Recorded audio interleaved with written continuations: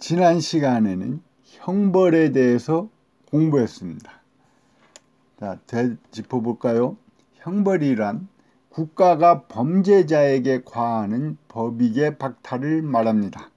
형벌은 국가만이 과할 수 있고 법률에 의해서 미리 정해져 있어야 하고 그 대상은 행위자이며 법익을 박탈한다는 점에서 응보와 교육의 의미를 갖고 있다고 했습니다. 형벌의 종류는 형법에 사형과 신체형인 징역, 금고, 구류가 있고 명예형인 자격 상실, 자격 정지가 있으며 재산형인 벌금, 과료, 몰수 등이 있습니다. 형의 감경은 피고인에게 유리한 것이므로 법률상과 재판상 감경이 모두 가능한데 형의 가중은 법률상 가중만 인정한다고 했습니다. 선고유예나 집행유예, 가석방 제도 등도 살펴봤습니다. 군형법 2조에서 용어를 정해 놓고 있습니다. 군형법에서 사용하는 용어의 뜻을 명확히 하기 위해서 규정하고 있는 것이죠. 군형법 1조는 군형법의 적용 대상자를 규정하고 있다고 지난 시간에 배운 적이 있습니다. 기억해 볼까요? 군인과 준군인에게 적용합니다. 그러나 민간이나 외국인도 적용하는 경우가 있습니다.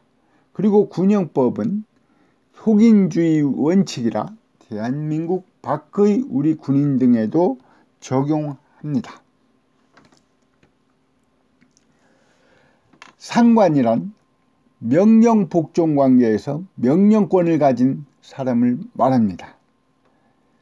명령-복종 관계가 없는 경우의 상위 계급자와 상위 서열자는 상관에 준합니다.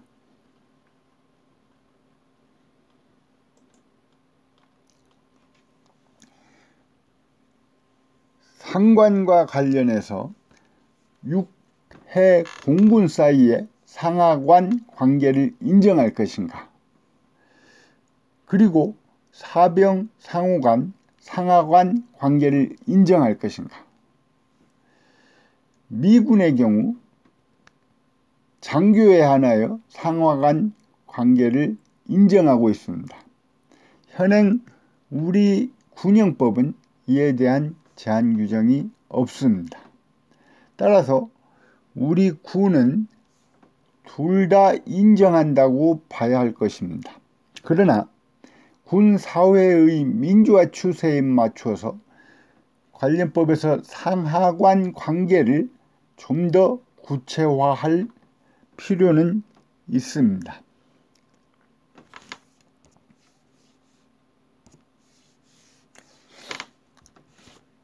두 번째, 지휘관. 지휘관이란 중대 이상 단위 부대의 장과 함선 부대의 장, 함정 및 항공기를 지휘하는 사람을 말합니다. 지휘관이란 부대에서 지휘를 하는 사람으로서 법이 그 범위를 제한한 것은 지휘관의 임무 수행을 보호하되 책임을 가중시키기 위함입니다. 육상부대 지휘관을 중대장 이상으로 제한한 것은 입법론상 문제가 있습니다. 병기 발달로 소부대 전투가 중시되어 가고 있는 것이기 때문입니다. 참고로 해공군에는 그런 제한이 없죠. 초병, 보초죠. 초병이란 경계를 그 고유 임무라여 지상, 해상 또는 공중의 책임 범위를 정해서 배치된 사람을 말합니다. 경계가 고유한 임무이고 일정한 장소에 배치된 자라는 것이죠. 계급은 상관이 없습니다.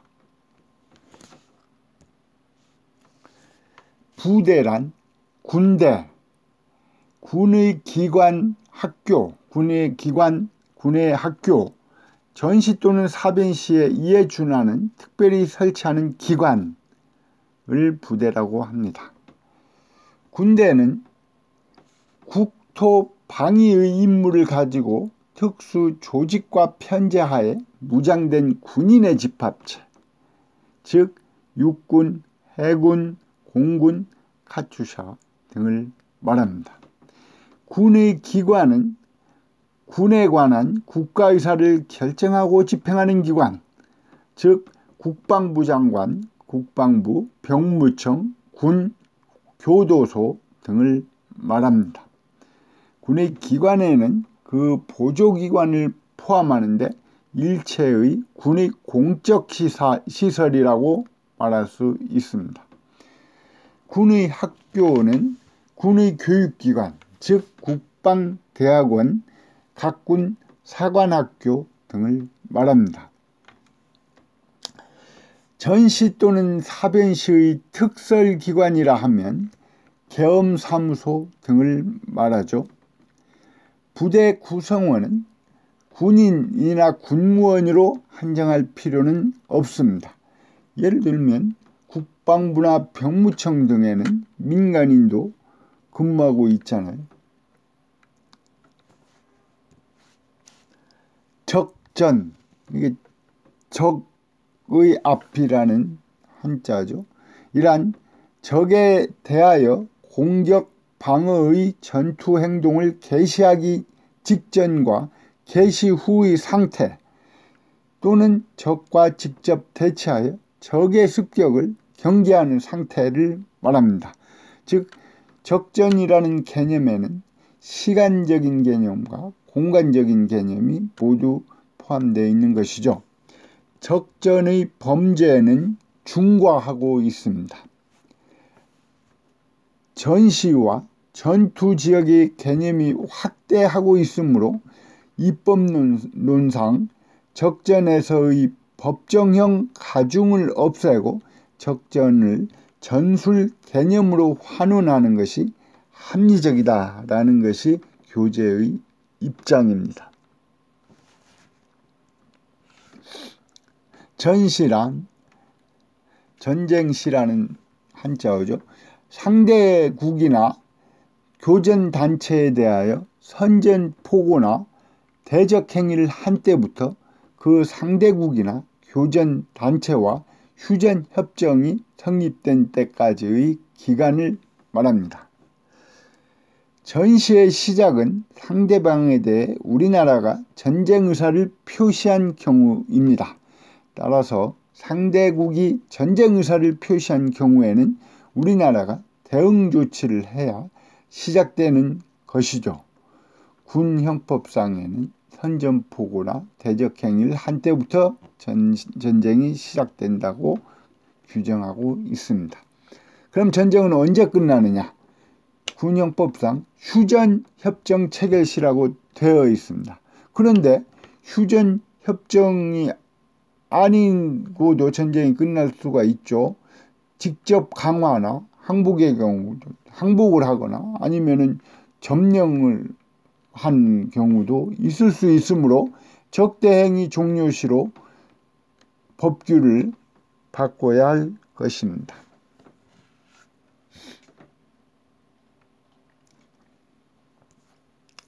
사변이란 전시에 준하는 동난 상태로서 전국 또는 지역별로 계엄이 선포된 기간을 말합니다.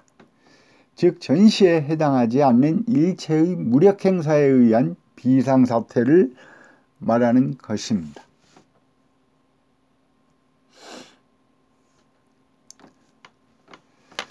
형법상 범죄 유형은 그 보호법익을 기준으로 국가적 법익에 관한 죄, 사회적 법익에 관한 죄, 개인적 법익에 관한 죄로 크게 나누고 있습니다. 그러나 군형법은 목적이 군기 유지나 전투력의 보존, 발휘에 있기 때문에 국가적 법익에 관한 죄를 그 내용으로 하고 있습니다. 이제까지 공부한 것은 형법 총론 및 군 형법 총론 분야라고 볼 수 있고, 앞으로는 각 범죄, 개별적인 범죄를 공부하기로 하겠습니다. 그런데 편의상 군인 관련 범죄 중에 비중이 큰 것과 자주 발생하는 범죄 중심으로 발췌해서 공부하기로 하겠습니다. 각 칙을 공부할 때 그 구성 요건과 처벌로 나누어 분석하는 습관을 기르면 좋습니다. 여러분들이 조산 판례를 발표하고 그것을 같이 생각하고 토론해보는 방법으로 강의를 진행하고자 합니다. 비대면 강의로 진행하므로 여러분들의 적극적인 협조가 필요합니다. 발표는 사건명, 사건 개요, 판결 요지, 이에 대한 본인의 생각 등으로 진행해 주면 됩니다. 토론은 자유롭게 하되 본인의 쟁점에 대한 본인의 생각, 궁금한 점 등을 이야기하면 좋겠습니다.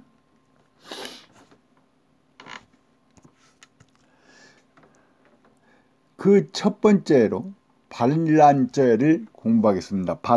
반란죄를 공부하겠습니다. 군형법 5조는 반란죄를 규정하고 있습니다. 형법에도 내란죄를 규정하고 있는데 내란보다 반란의 경우 더 엄하게 처벌하고 있습니다. 군형법 5조는 작당해서 병기를 휴대하고 반란을 일으킨 사람은 다음 각호에 따라 처벌한다고 규정하고 있습니다.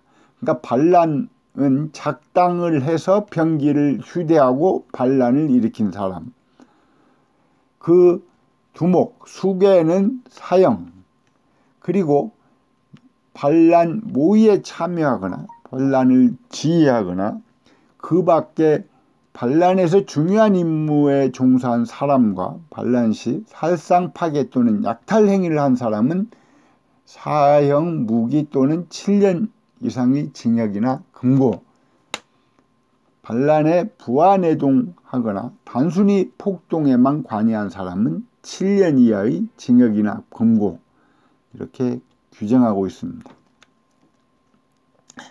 참고로 형법 내란죄에서 내란이란 국토를 참절하거나 국헌을 문란한 목적으로 폭동한 자를 말하고, 이 자들은 수괴는 사형 무기징역 또는 무기금고에 처하고, 적극적으로 참여한 사람은 5년 이상의 징역이나 금고에 처하고,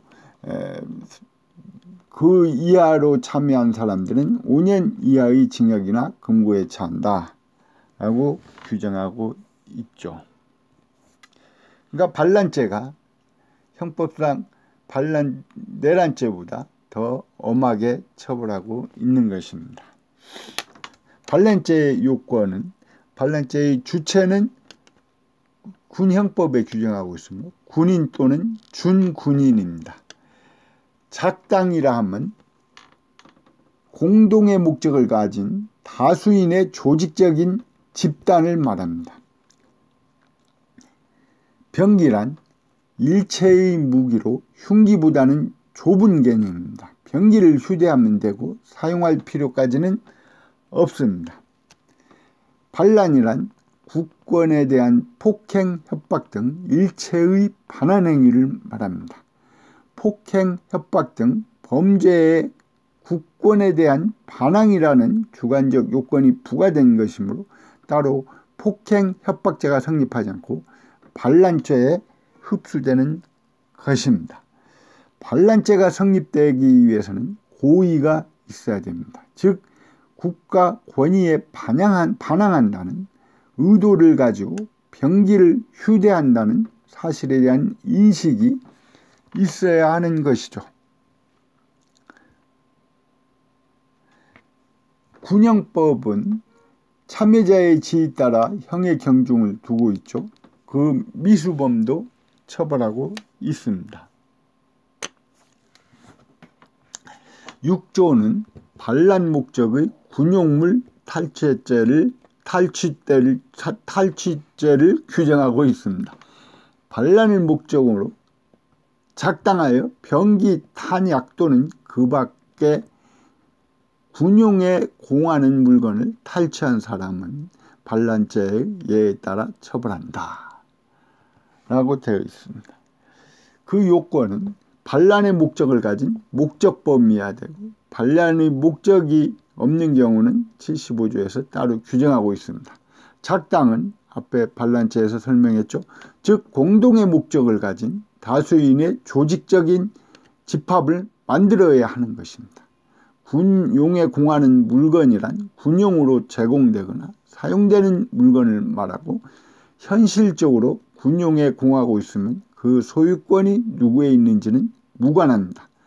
탈취란 재물에 대한 타인의 점유를 침해 배제하여 이를 자기나 제3자의 점유로 옮기는 것을 말합니다. 본죄의 처벌은 반란죄와 마찬가지로 처벌합니다. 즉 참여자의 지위에 따라 형의 경중을 두고 있고, 그 미수범도 처벌합니다.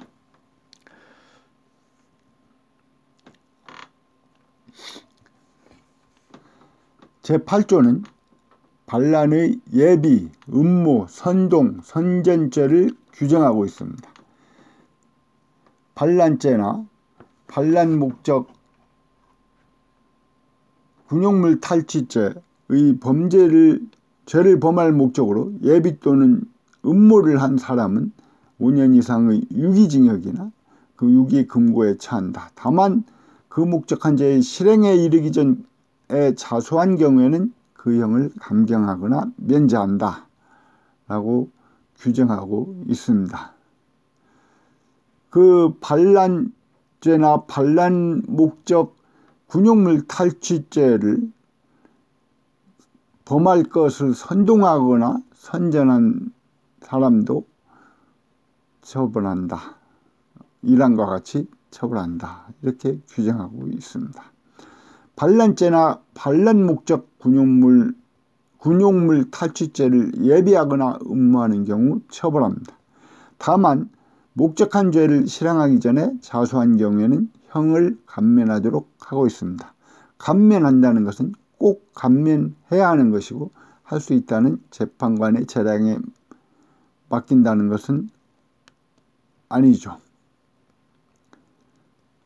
선전과 선동은 비슷한 개념이나 선동의 영향력이 더 강하죠. 구조는 반란 불보고죄입니다. 반란을 알고도 이를 상관 또는 그 밖의 관계관에게 지체 없이 보고하지 아니한 사람은 2년 이하의 징역이나 금고에 처한다. 적을 이롭게 할 목적으로 보고하지 아니한 사람은 7년 이하의 징역이나 금고에 처한다. 이렇게 그 범죄 행위에 대한 고발 의무를 부여한 것입니다.